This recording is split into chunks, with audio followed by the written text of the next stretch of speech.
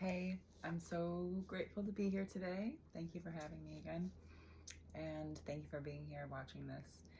If you are here today, my intention is that this video is encouraging and uplifting and helps to lead you in a way that creates possibilities for you and opens opportunities in your life.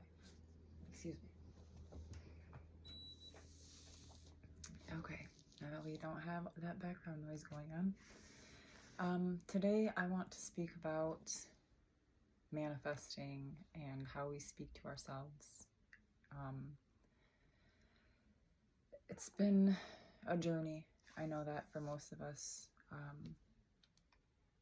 just being on this journey has been tough in itself, let alone learning how to navigate differently through the world. So something that I personally have been working on lately is communication and how to communicate in a more clear way and a more effective way to get the outcome that I desire, and how to create that in a way that's encouraging for others as well to want that same desire and or to achieve that without putting others down or discouraging them to complete something that might be difficult. So when you speak or do something your entire life one way, it's so difficult to just like redo or change that. So it takes time. And with that being said, like, I want to say, I'm getting a little off track here, but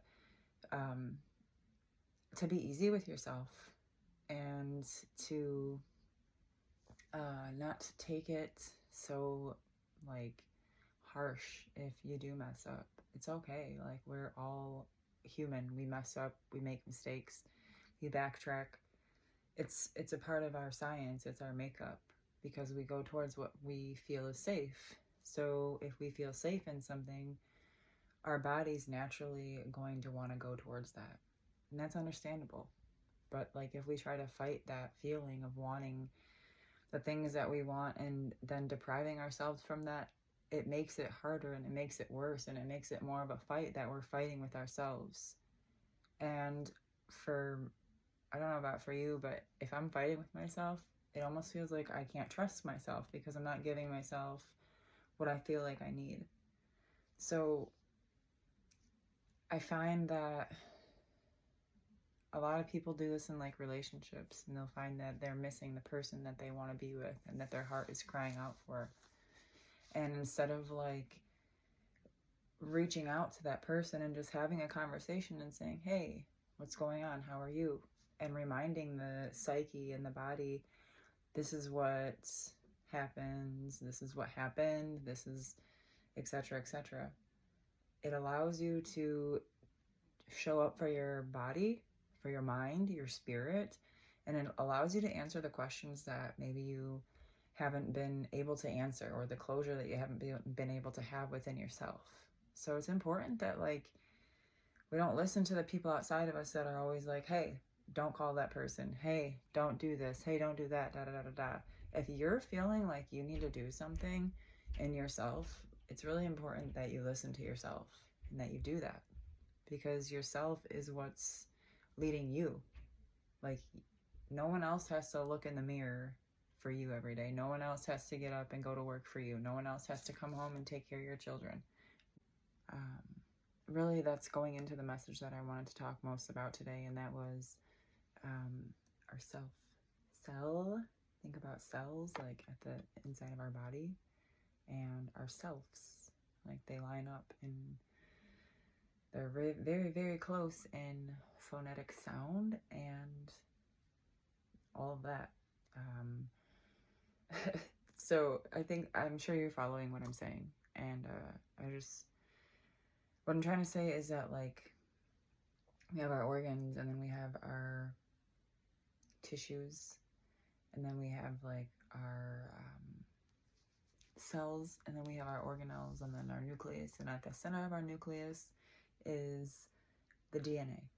And our DNA is a resonant structure. Okay, so that means it's conducting sound and also not only is it conducting through sound, but it's taking in light to be able to do that and work together with light and sound. At the center of our cells is basically light and sound that controls our DNA, which controls everything else in our body, basically, because it's our genetic makeup. So if that means anything to you, that's really cool. But if not, I'm going to make some connections for you so that you can understand this in a different and more in-depth way. So the center of our cells, the DNA is resonating on vibration and the light that comes into our bodies. Or I guess I really don't know how that works as much as the sound part, but we'll get to that part eventually. So the sound, for example, when we say something, our cells are listening to that. So if we're continuously saying stuff about our life and our experiences that haven't been our favorite, like those things might continue happening. So if you have been in the same cycles over and over and over again, it's kind of like maybe you're observing this happening over and over again. And then when it's not happening, maybe this mindset that you're in, continuously telling the cells, the self, that this is happening, then the body is going to show up in that way. And the cells are going to show up in that way and react in a way to make those things and those cycles continuously happen. So I hope this is all making sense, because I feel like we're kind of going off on a tangent, but I'm really hoping that this is making sense. So when we speak positively, like affirmations, like I am love, I am compassion, I am kind, I am caring, these are values of my true nature. I am grateful and worthy of being in my dream life and creating the existence that I choose for myself. So saying all those beautiful affirmations, when we say that, our cells receive that within the DNA and they start vibrating in that way. Okay? And then that allows that to expand throughout the body and then throughout into our reality. So it doesn't happen like that. It takes, like I was saying prior, now I remember, like it doesn't happen in an instant. It takes time and dedication and awareness to see that, like, hey, in this moment I'm not thinking, because it starts in our thoughts. I'm not thinking in a way that is productive for the outcome that I would desire. So noticing the thoughts first and foremost is one of the first ways that you can start changing the way that you're showing up and communicating to yourself, to others, and for yourself. So simple example that worked for me, and if it worked for me, I know that it can work for you also. I say that for so many reasons, and I'll get there eventually on why I say that. But at this point, it's just important to know that, like, if one person can do it, then you are more than capable of doing it. And I wholeheartedly believe in whomever is watching this. Like, I believe in you. I believe that you can show up, suit up, and present yourself in a way that you choose and want to be presented as, because it's deep down within you. And I know that, like, whatever dreams and desires you have, you're capable of them. Like, if one person is able to do it, then all of us are able to do it. That's what we need to know. And that's what we need to understand, is like, there's so many gatekeepers out there, and there's so many people, 555 on the timer, there's so many people and things and ideas and principalities that want to keep us stuck in these gridlock situations instead of moving forward and finding our truest form and unity within ourselves. Even is so important. Finding unity to ourselves and within ourselves is like, they're afraid of that. They're afraid of you finding who you truly are, because if you do that, then you're no longer a subject to be controlled, because you know yourself and you're not taking in things from outside of you to confuse you. And when you find out who you truly are, then you can really start creating in this reality. And when you start creating in this reality, then you're able to help other people create in this reality. And you're able to show up in a way that is conducive for others. There's so much that's hidden from us in this reality. And I hope that my presence here is able to help you uncover some of the mysteries within yourself. And then also maybe to recognize some of the things outside of you that have been a little bit askewed. So today, I guess this is the end of my video because I'm kind of running out of thought patterns here. I do want to bring a prayer to you. As always, our prayers are important, and they signal to the universe that we know that it's not just on us.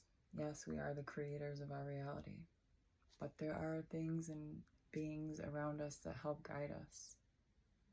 And even if it's not what you want to call God or source or, you know, your ancestor, whatever it is you want to call it, or you do want to call it or don't, like, that's up to you. Like, I am grateful you're here and grateful that you're showing up for yourself.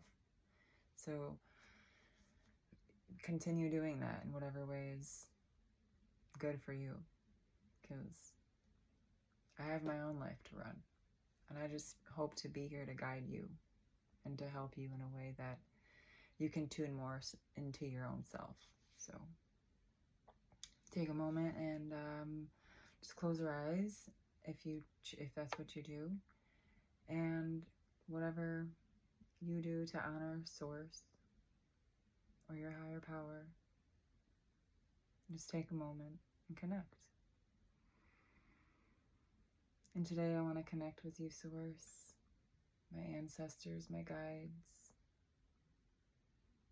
gurus, ascended masters. All have come before me to lead and to bring these messages forth, and I want to say thank you with every part of my being for allowing me to be here, to step out of my own way. And I ask that to whomever is watching this, that you allow them to also step out of their own way and step into their presence, step into their abundant life, into their highest timeline. And I ask that the gratitude that fills within my heart extends into the collective, into my subscribers. I ask that this message is received with open hearts to those who need to receive it and to understand. They are not alone, but we are all warriors here to defend this plane of existence. And together we will achieve that. So without further ado, I thank you and bring this video to an end. Stay strong, stay true, stay passionate, and most importantly, stay you. Namaste.